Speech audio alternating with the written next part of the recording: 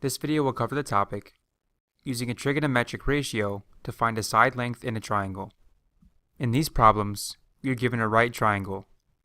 Using the given information, we must decide which trigonometric ratio to use in order to find the length of the specified side. Let's take a look at the problem we will be working through. We are given the following right triangle, and we are asked to solve for the side length x and to round to the nearest tenth. So I see that we're given one side length and an angle.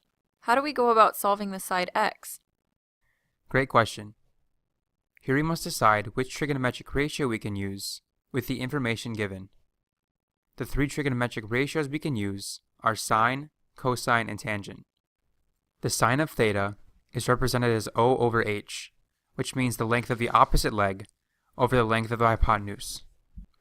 The cosine of theta is represented as A over h, which means the length of the adjacent leg over the length of the hypotenuse.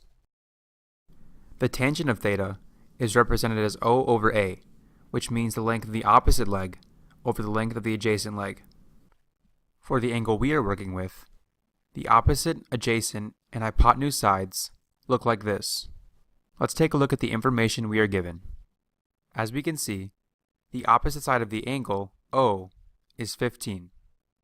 We are not given the adjacent side, and the hypotenuse of our triangle is the value we are trying to find. Now we must find the trigonometric ratio in which we can substitute the given side length and the length of the side we are trying to find. Looking at the information we are given, which trigonometric ratio should be used to calculate the hypotenuse? Well, since we're given the opposite side of the angle, we can narrow it down to sine or tangent. But since we're trying to find the hypotenuse, we should use sine because the ratio for sine includes both the opposite side of the angle and the value we're trying to find, the hypotenuse. That's exactly right.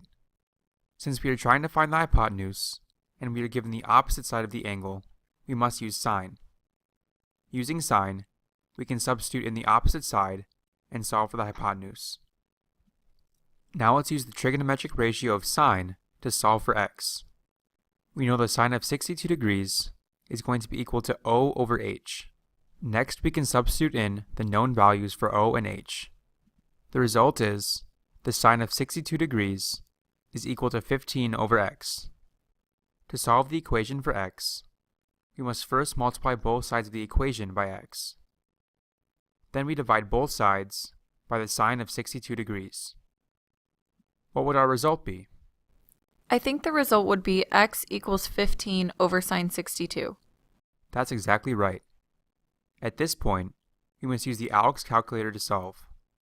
The sine of 62 degrees is approximately 0.8829, and 15 divided by 0.8829 is approximately 17.